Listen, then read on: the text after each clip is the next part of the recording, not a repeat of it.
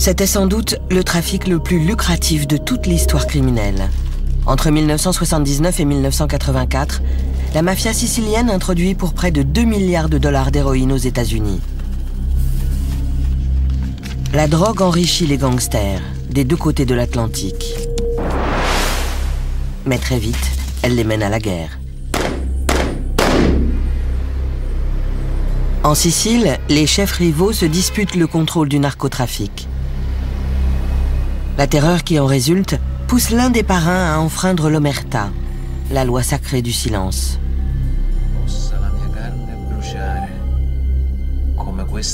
Cette trahison va permettre une offensive transatlantique contre la mafia, qui voit ainsi s'ébranler pour la première fois son empire mondial.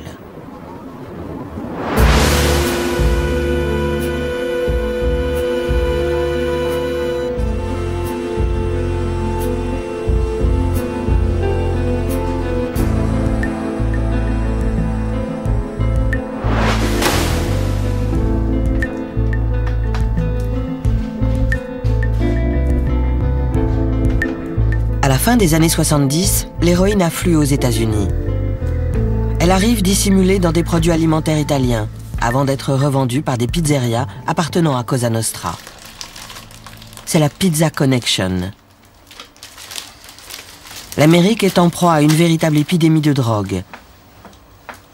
Mais pour la pègre, l'héroïne est avant tout rentable. Très rentable. Henry Hill était un grossiste de la mafia à New York. Depuis, Hollywood a immortalisé son histoire dans Les Affranchis.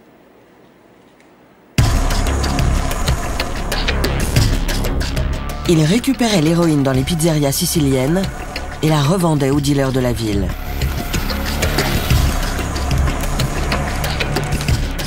Même pour un gangster sans grade comme Hill, les profits étaient énormes.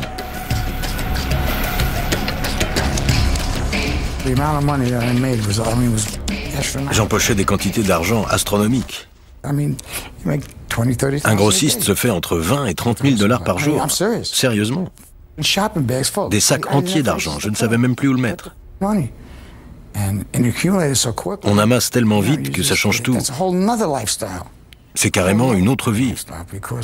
On passe de quelques centaines de dollars à des millions, très rapidement.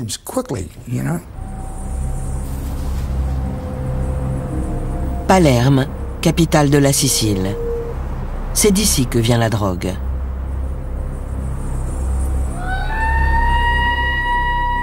Dans les catacombes reposent des cadavres, préservés pour la postérité. À Palerme, le culte de la mort est une tradition centenaire.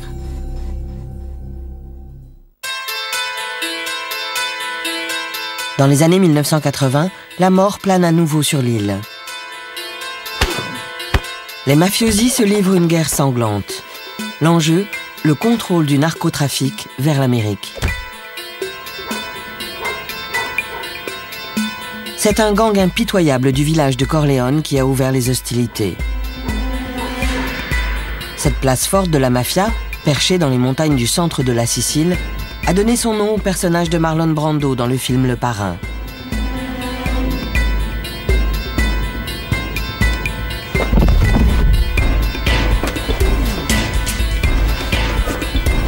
Le chef de la famille corléonaise est un assassin, Toto Riina, plus simplement surnommé la Bête.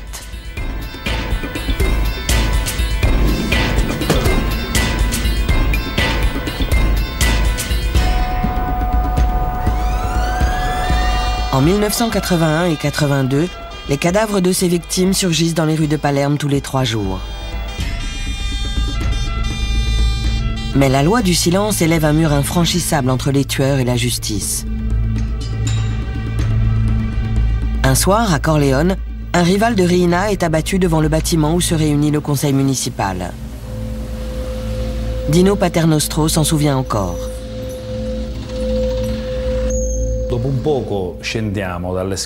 On a descendu l'escalier et il y avait un corps dans la rue. Je n'avais que 25 ans et j'ai dit au maire, il faut appeler les carabiniers. Il m'a regardé droit dans les yeux et m'a fait, appelez-les vous-même.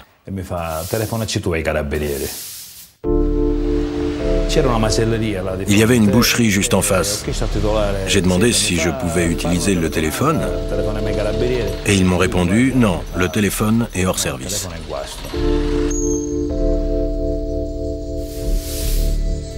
Personne ne veut parler. La police est impuissante face au carnage.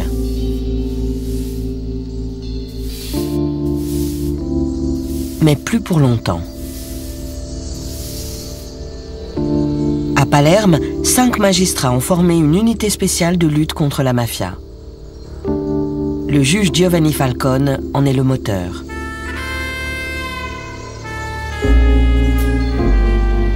Falcone a grandi dans un quartier délabré du vieux Palerme. L'endroit était une véritable pépinière de futurs mafiosi. Mais l'homme a été élevé dans le respect de la loi, comme en témoigne sa sœur. Nos parents ont eu une grande influence sur nous, et en particulier sur le caractère de Giovanni. Avant toute autre chose, dans notre maison, le patriotisme et l'amour du pays étaient des valeurs primordiales.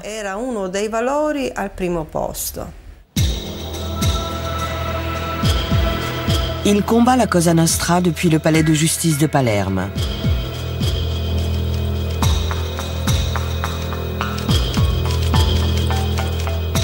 Mais même là, il craint pour sa vie.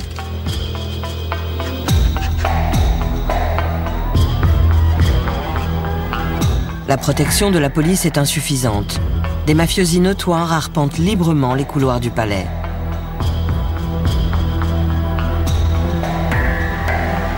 Liliana Ferraro était une amie proche et une consoeur de Falcone.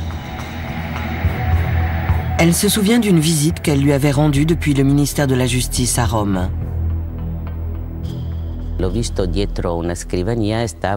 Quand je suis arrivée au bureau de Giovanni et que j'ai frappé à la porte, il était en train de demander à un vieil homme de partir. Il lui parlait sur un ton très sec. Et j'ai trouvé ça un peu étrange. Plus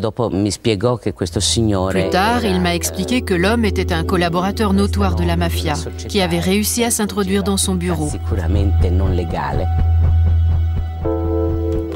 La tactique adoptée par Falcone pour lutter contre la mafia est simple. D'un côté, l'héroïne entre en fraude aux États-Unis. De l'autre, les dollars inondent la Sicile. S'il parvient à remonter la piste de l'argent sale, il pourra inculper les chefs du crime organisé.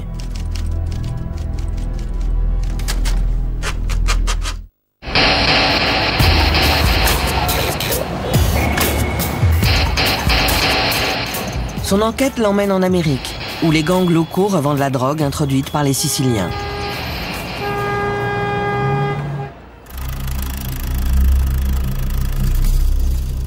Ce film amateur a été tourné à Brooklyn au milieu des années 50. Mais il ne s'agit pas d'Américains ordinaires. Dominique Montiglio a été élevé par son oncle, Nino Gaggi. Ce dernier était un membre influent du clan Gambino, une des familles mafieuses les plus puissantes du pays. C'est lui qui a initié son neveu au crime.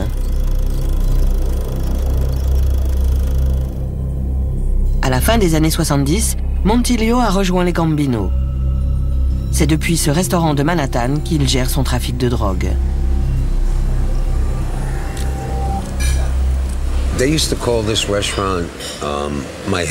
Autrefois, ce restaurant était mon QG. C'est ici que je faisais toutes mes affaires, du deal de drogue au prêt usurier. Je me sentais en sécurité ici. J'avais toujours un endroit où planquer mes armes. Montiglio a vu l'héroïne rapprocher les mafias américaines et siciliennes, toutes deux liées par l'appât du gain.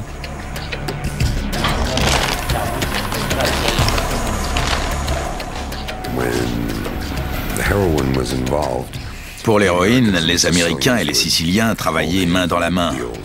Ils s'entendaient. Mais pour le reste, on avait très peu à faire à eux.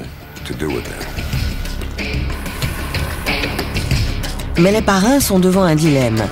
S'ils aiment l'argent que rapporte l'héroïne, ils appréhendent les longues peines de prison encourues par les trafiquants. Face à la menace de plusieurs décennies sous les verrous, ils craignent que leurs hommes n'enfreignent l'omerta, la loi du silence. C'était « ne vous faites pas prendre ».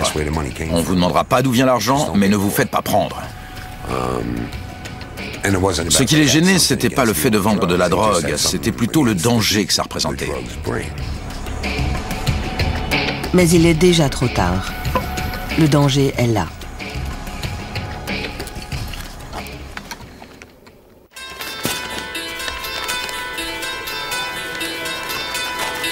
Le trafic d'héroïne rapporte plusieurs milliards de dollars chaque année à Cosa Nostra. Pour les autorités américaines, il est temps de démanteler le réseau sicilien.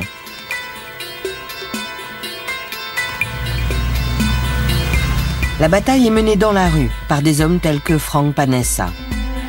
Cet agent de la DEA, équivalent américain de la brigade des stupéfiants, infiltre la pègre new-yorkaise en se faisant passer pour un chauffeur de taxi.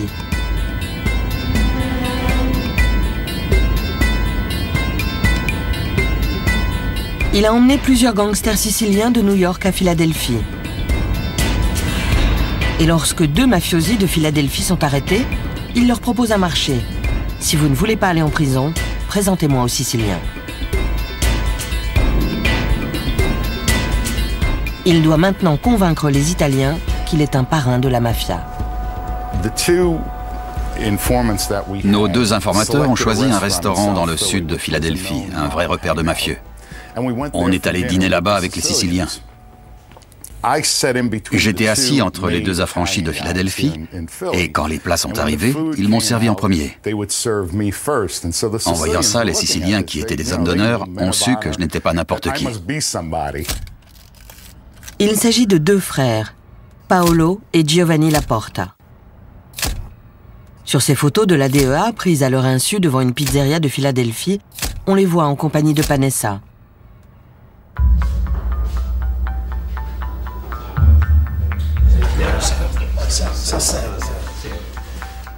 La première étape est franchie. Le policier a un pied dans la place. L'opération peut commencer. Je leur ai dit que j'avais une société d'import-export. Et quand ils sont venus me rendre visite, on a loué des camions sur lesquels on a mis des panneaux aimantés où il y avait écrit « Prima, import-export, Trevose, Pennsylvanie ». Si bien qu'en arrivant dans le parking, ils ont vu ma flotte de camions et ils se sont dit que ça devait être une affaire réglo. Il passe alors la vitesse supérieure. Il leur parle d'un bureau en Allemagne qu'il propose d'utiliser pour écouler l'héroïne aux États-Unis. Giovanni Laporta est impatient de voir ça par lui-même. La DEA charge donc ses homologues allemands de créer une succursale de la société fantôme de Panessa.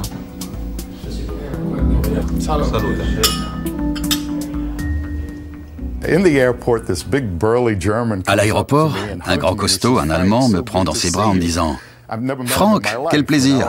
Je ne l'avais jamais vu de ma vie. » Il se présente à Giovanni et nous emmène vers une grosse Mercedes. Et il fait « Regardez ce que Franck m'a offert pour Noël. » On prend la voiture, on arrive devant un bureau où il y a écrit « Prima, import-export ». On entre et une jeune Fräulein blonde vient m'embrasser en disant « Franck, comme je suis contente de te voir. Je t'ai fait tes biscuits préférés. » Et elle me tend un plateau de biscuits maison.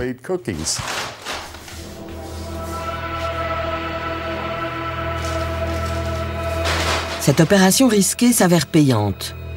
Panessa découvre une vaste entreprise criminelle. Les frères Laporta lui confient qu'ils peuvent blanchir jusqu'à 5 millions de dollars par jour, soit plus d'1 milliard de dollars par an.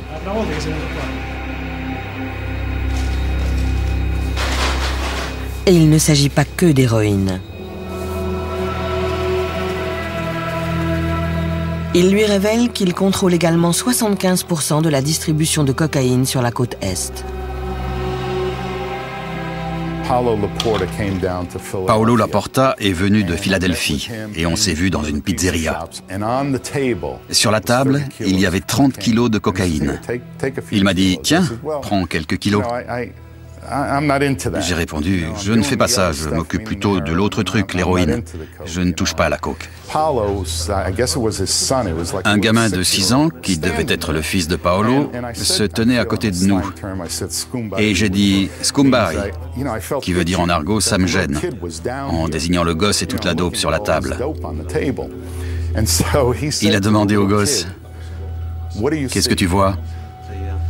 Et le petit a répondu en vrai mafioso « Je ne vois rien ». J'ai aussitôt compris que c'était de la graine d'affranchi.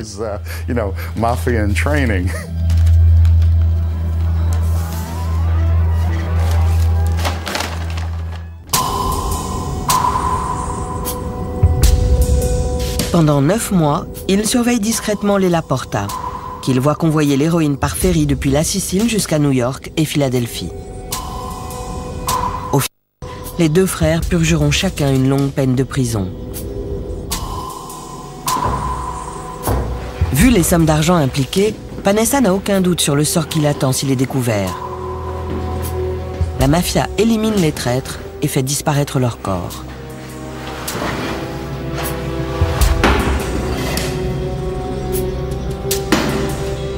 Henry Hill a lui-même été chargé plusieurs fois de se débarrasser des victimes.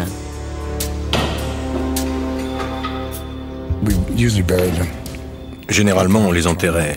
Sinon, on les jetait dans un parking où on les découpait en morceaux et on les mettait dans une voiture qu'on emmenait à la casse. Parfois, on en mettait même 2 dans le coffre pour qu'ils soient écrasés et transformés en cendriers au Japon.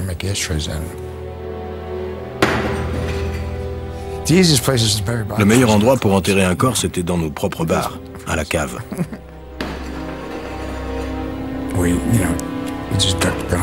Il suffisait de creuser un trou et de balancer le cadavre dans la chaux pour qu'il disparaisse au bout de quelques mois. Définitivement.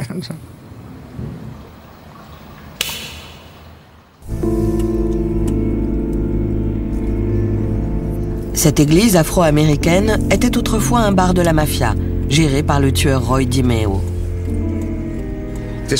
C'était sans doute le bar le plus tristement célèbre de Brooklyn. Il servait de QG au gang DiMeo. Ils commettaient environ 70% de leurs meurtres ici. Personne n'était totalement à l'aise avec ces types. Et je dis bien personne. Tout le monde en avait peur.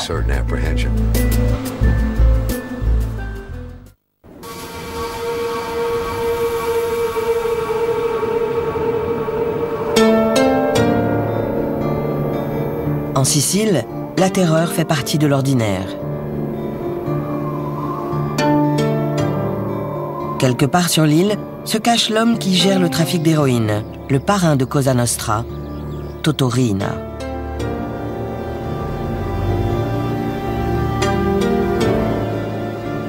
Il s'est frayé un chemin sanglant jusqu'au sommet pour faire main basse sur le narcotrafic. Il aurait ordonné la mort de centaines de personnes.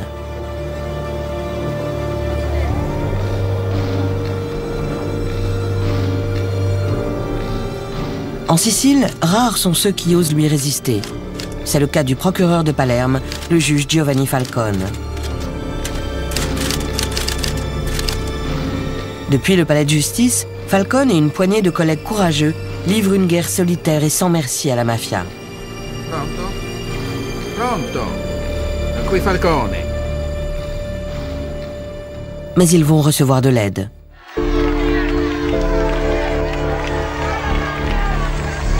En mai 1982, le gouvernement italien envoie un général en Sicile pour écraser la mafia. Peu après son arrivée, il est abattu avec sa jeune épouse en plein centre-ville.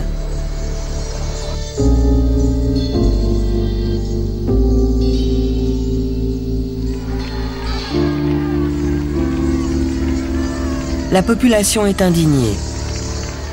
Pendant les funérailles, les 2 cercueils sont applaudis.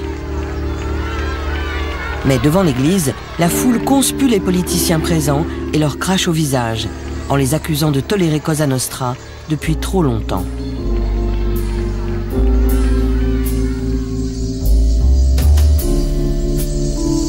l'État offre enfin à Falcone le soutien dont il a besoin. Liliana Ferraro est une collègue et une amie de longue date. Elle est dépêchée à ses côtés par le ministère de la Justice. Elle découvre avec effarement ses conditions de travail. La première chose que j'ai remarquée, c'était un vieux bureau en métal. Il y avait une chaise à laquelle il manquait un pied, enfouie sous les documents et calée par une pile de dossiers. Giovanni m'a dit, voici notre bureau, voici nos outils et voici notre mode de fonctionnement. Si tu penses pouvoir t'en sortir, tant mieux. Falcone se remet à la tâche avec une énergie renouvelée. Un grand coup de filet se prépare. Le piège se referme peu à peu sur deux parrains étroitement associés à Toto Riina. Une prise qui est à la base de la plus grande défaite de l'histoire de la mafia.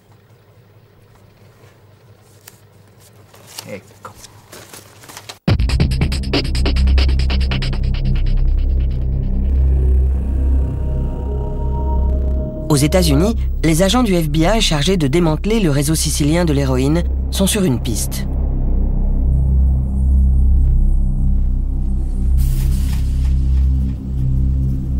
Ils enregistrent tous les appels passés depuis Knickerbocker Avenue à Brooklyn.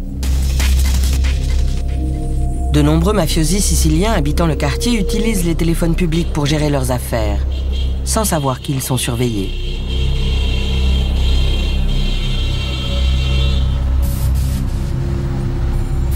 Ces images ont été prises à leur insu par le FBI.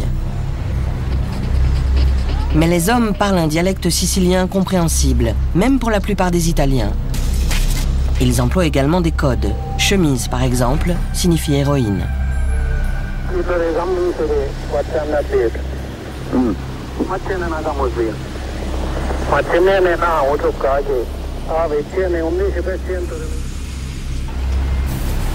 L'agent Carmine Russo va remédier au problème. Né en Sicile, il a émigré aux États-Unis à l'adolescence, avant de rejoindre les rangs du FBI. Tout comme le juge Giovanni Falcone, il éprouve une haine profonde pour la mafia. Il comprend le sicilien et ne tarde pas à relever des références mystérieuses au chef de l'opération.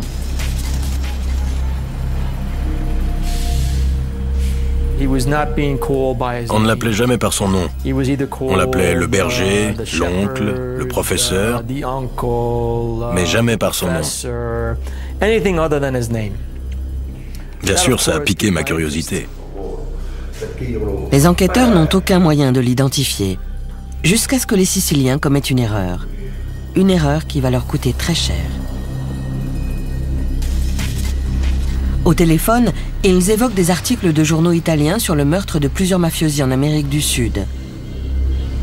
Ils mentionnent en particulier un capo dénommé Gaetano Badalamenti.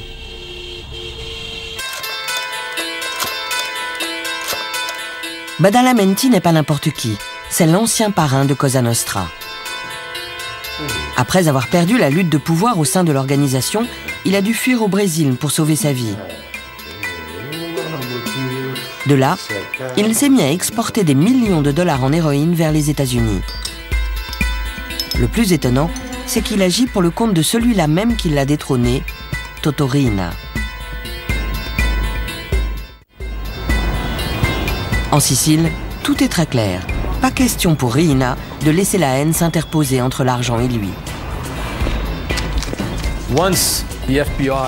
Après avoir établi qu'il s'agissait d'un ancien parrain des parrains de la mafia sicilienne, le FBI a concentré son enquête sur Gaetano Badalamenti.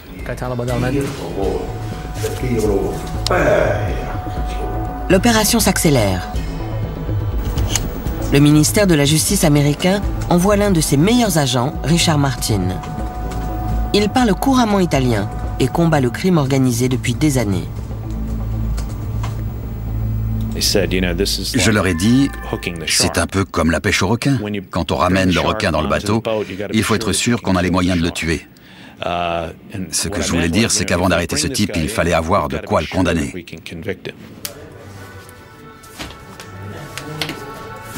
Au milieu de l'année 1983, le FBI fait une découverte capitale.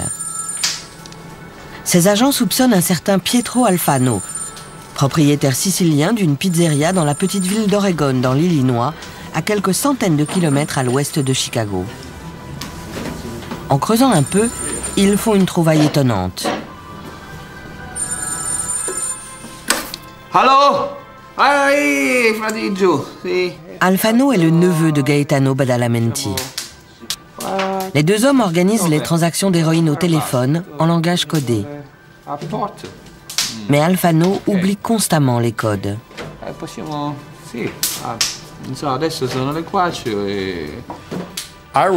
Le neveu de Badalamenti, Alfano, je l'avais surnommé Alfano le bouffon, parce que c'était un véritable crétin. Badalamenti était le genre de gars à parler en langage codé et tout ça. Mais Alfano n'arrivait jamais à se rappeler des codes. S'il devait lui dire d'aller quelque part, il ne se rappelait jamais du nom de code de l'endroit.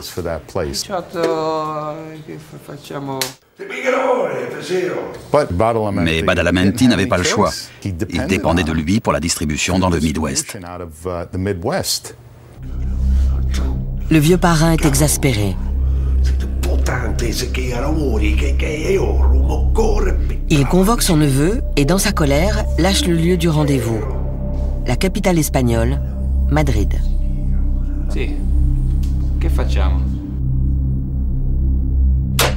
Les autorités bondissent.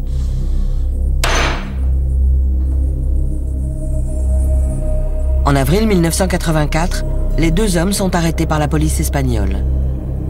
Voici les images de leur interpellation. Badalamenti, que l'on voit à gauche sur l'écran, sera condamné à 45 ans de prison pour avoir introduit 1,6 milliard de dollars d'héroïne aux États-Unis en à peine 5 ans.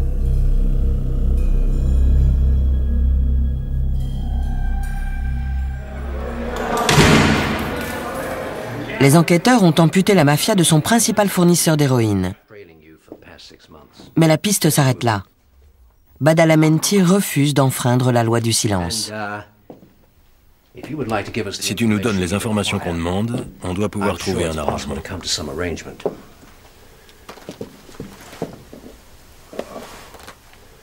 Il ne trahira pas l'homme qui contrôle le narcotrafic vers les États-Unis, Toto Riina. La suite de l'histoire est désormais célèbre.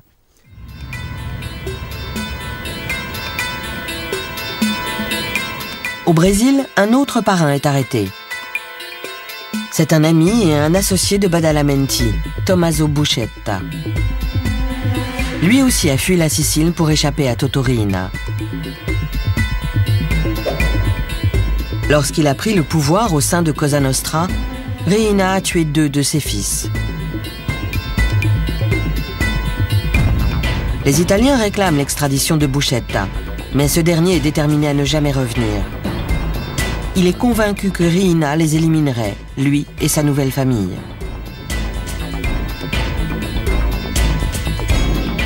Il préfère avaler une ampoule de strychnine qu'il a dissimulée depuis son arrestation. Mais sa tentative de suicide échoue et quand il émerge du coma, il est mis dans un avion pour l'Italie.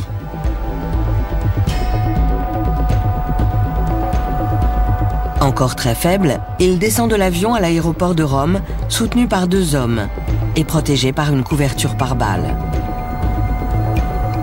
Il prend alors une décision capitale. Si les Américains protègent sa famille, il se vengera de Riina. Mais pas comme l'exige traditionnellement la mafia. En échange de sa coopération avec les Italiens et les Américains, il voulait juste que sa famille soit protégée. Il n'a pas demandé de réduction de peine ni de traitement de faveur. La seule chose qu'il voulait, c'était s'assurer que sa famille serait en sécurité.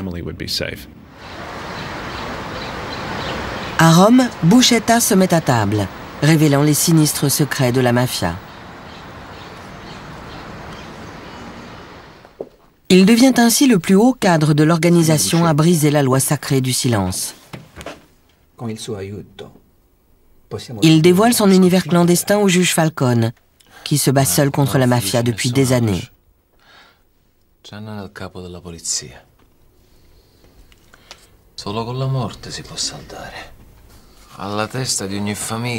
Entre juillet et septembre 1984, Buscetta parle, sans arrêt. La reconstitution suivante reprend mot pour mot la transcription de ses aveux. Toutes les familles de Palerme sont impliquées dans le narcotrafic. Toutes? Toutes. Plus on se rapproche du parrain, plus les profits sont grands. Ce qu'il a fait, c'est qu'il nous a décrit la structure de la mafia, aux États-Unis et en Sicile, la façon dont les deux travaillaient ensemble et les règles qui permettaient à une organisation présente dans le monde entier de fonctionner.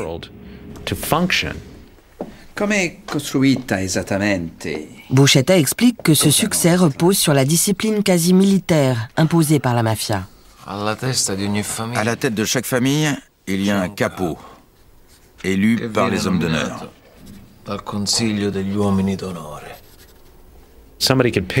Un type pouvait décrocher son téléphone en Sicile, appeler Oregon dans l'Illinois, parler 30 secondes et conclure un contrat qui l'engageait. Au bas de l'échelle, il y a les simples soldats, organisés par groupe de 10, sous les ordres d'un capitaine. Il a expliqué comment différents acteurs, dispersés dans le monde, pouvaient gérer les divers aspects du narcotrafic et le faire fonctionner.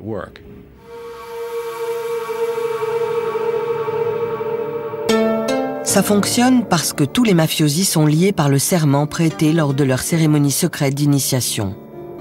Un serment qu'ils ne doivent rompre à aucun prix. On le pique au bout du doigt et on verse son sang sur la figurine d'un saint. Il sangue che esce viene versato su un santino. Il a révélé que n'importe qui pouvait devenir membre de Cosa Nostra. Un prêtre, un médecin, n'importe qui, du moment que c'était un homme et un Sicilien. Une fois accepté, il était lié par les mêmes règles et les manquements étaient punis par la mort. La figurine du saint est placée dans sa main, puis enflammée.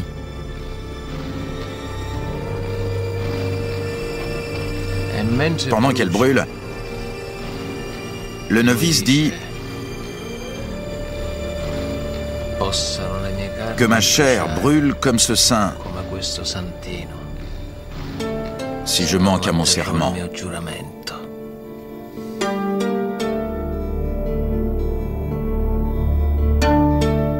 Le témoignage de Buscetta permet de reconstituer le puzzle. Il montre comment un gang de criminels de la Sicile rurale a réussi à mettre en place le plus gros trafic d'héroïne jamais vu aux États-Unis.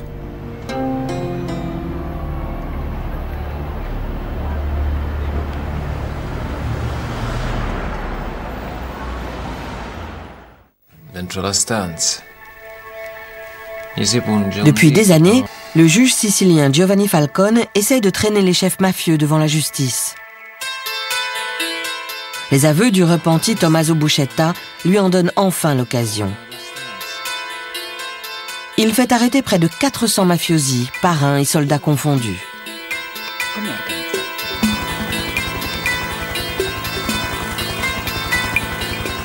Mais Toto Riina, le parrain des parrains, n'est pas parmi eux.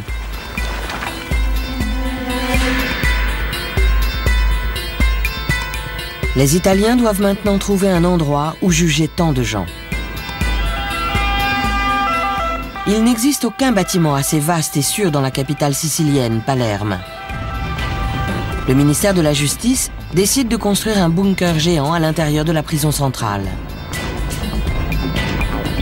C'est l'ami de Falcone, Liliana Ferraro, qui est chargée de superviser l'opération. Craignant d'être tuée si la mafia le découvre, elle prend un maximum de précautions pour faire le voyage depuis Rome jusqu'en Sicile.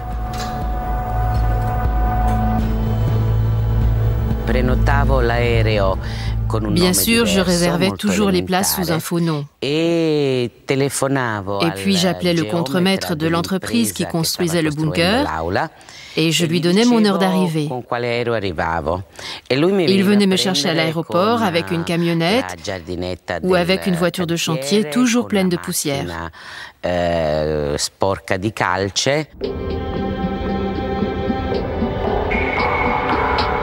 Buscetta attend le début du procès en lieu sûr aux États-Unis, protégé jour et nuit par la DEA et le FBI.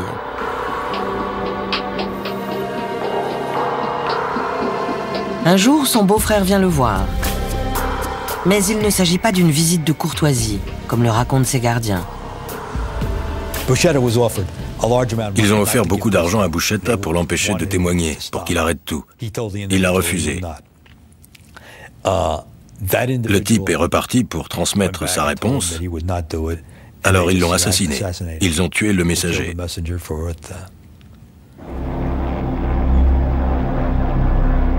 À Palerme, le bunker qui doit abriter le procès est prêt.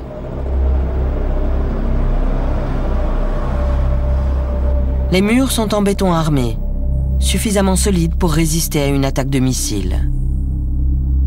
Dans le tribunal lui-même, 30 cellules ont été prévues pour les accusés.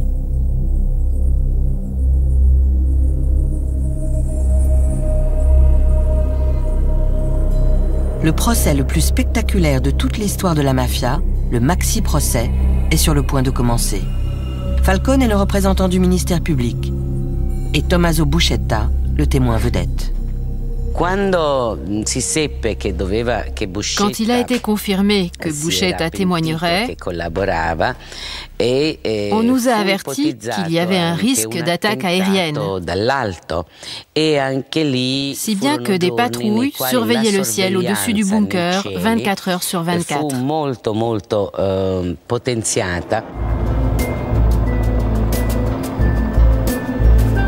Le procès débute en février 1986. 3000 militaires en armes gardent le bunker, ainsi qu'un char de l'armée. Près de 500 accusés seront jugés, environ 10% des effectifs de Cosa Nostra. Ils sont inculpés de meurtre, de trafic de drogue et d'autres délits graves.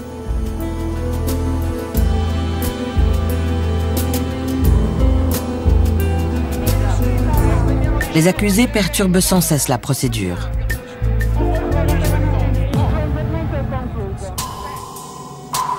Seule l'apparition de Buscetta parvient à ramener le silence dans la salle.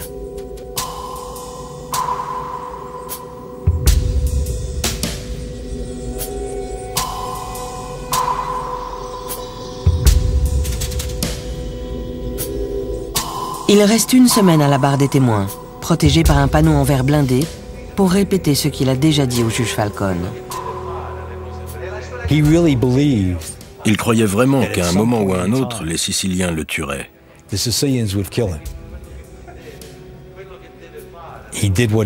Il a fait ce qu'il avait à faire. Il a témoigné.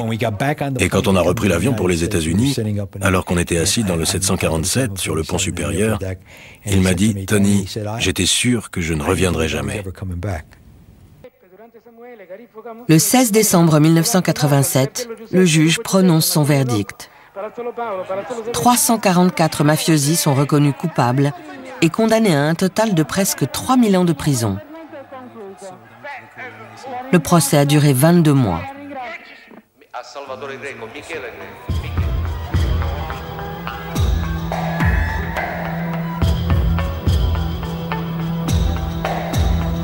Le maxi-procès marque l'apogée de la carrière du juge Giovanni Falcone.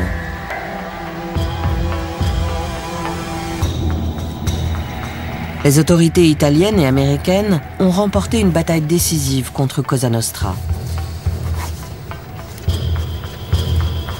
Cette victoire ouvre la voie aux mafiosi prêts à se confier aux autorités.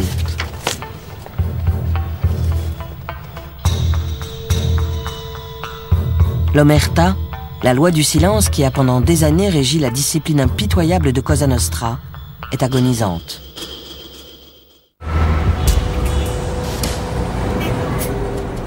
L'emprisonnement de nombreux parrains par les Italiens et les Américains jette la mafia en pleine crise, des deux côtés de l'Atlantique. Des centaines d'affranchis sont désormais prêts à dénoncer leurs anciens camarades. Dominique Montiglio tombe alors pour extorsion. Il est arrêté dans un restaurant de New York. La police le traquait depuis des années.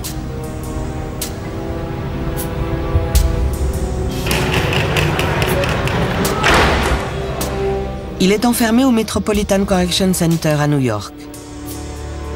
Il sait que ses chefs sont terrifiés à l'idée qu'il puisse témoigner contre eux. Il craint pour sa vie.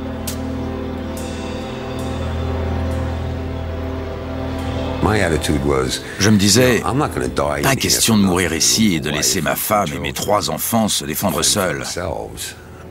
Je ne vais pas mourir parce qu'ils ont une peur paranoïaque que je me mette à table.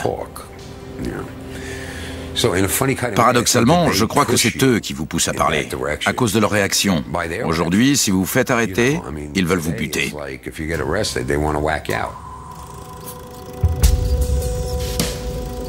Montiglio a été élevé dans le respect absolu de la loi du silence. Pourtant, il décide de coopérer avec la justice. Jeune homme, il a fait la guerre du Vietnam. Il sait que la trahison de sa famille et de ses origines sera pire. Témoigner au tribunal, c'est... J'aurais encore préféré être en train de patrouiller au Vietnam. C'est difficile à expliquer, mais quand on se retrouve à la barre et qu'ils sont assis à quelques mètres de vous, en train de vous dévisager, c'est vraiment un truc difficile.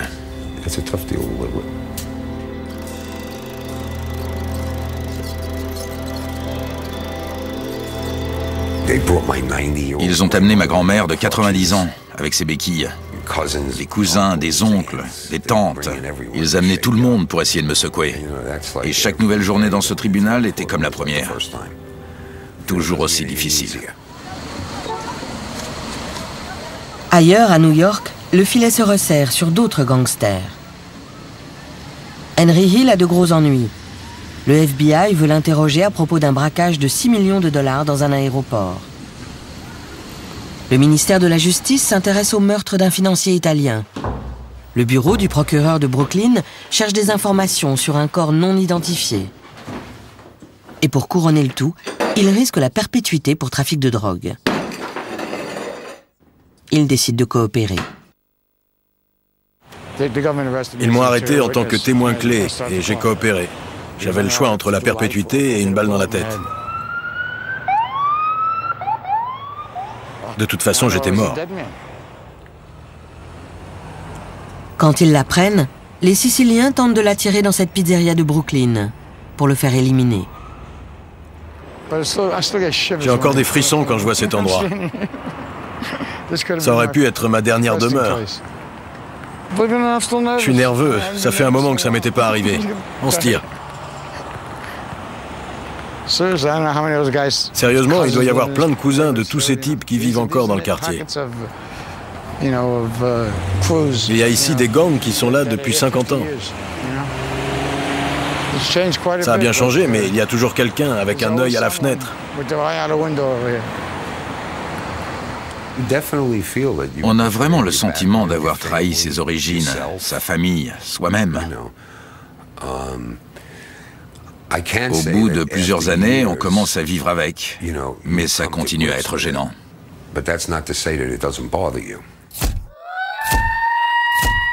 Montiglio et Hill passeront le reste de leur vie sous une fausse identité, dans un lieu secret, à plusieurs centaines de kilomètres de leur ville natale, dans la crainte constante de ce qui arriverait si la mafia les retrouvait. L'un dans l'autre, j'aimerais bien oublier toute cette expérience. Mais c'est impossible. Je fais un rêve récurrent dans lequel je sors de la maison de Nino et sa Cadillac est garée dans l'allée. Je sors et alors que je marche dans l'allée, je vois Nino, Roy, Chris, Anthony et Joey. cachés sous la Cadillac de Nino. Au moment où je passe, Roy me regarde et me fait « Hé Dominique, viens en enfer avec nous ». Et le rêve s'arrête là.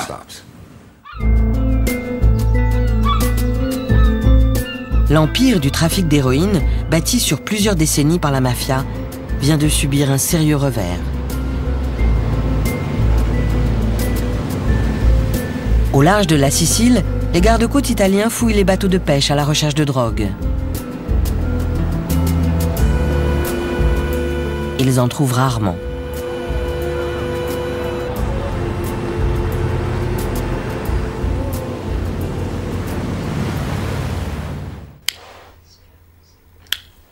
Mais de part et d'autre de l'Atlantique, la guerre contre la mafia est loin d'être terminée.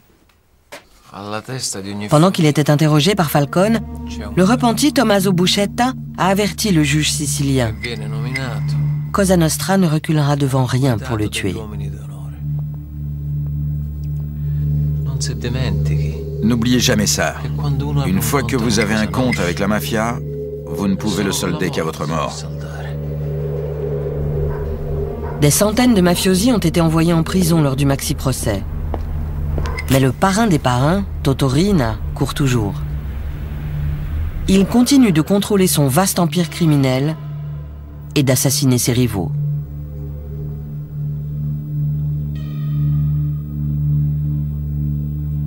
Aux États-Unis, la Pizza Connection a été démantelée grâce à la plus grosse opération jamais organisée par le FBI. 21 trafiquants d'héroïne siciliens ont été condamnés et ont pris jusqu'à 45 ans de prison chacun. Les mafias siciliennes et américaines ne travailleront plus jamais la main dans la main.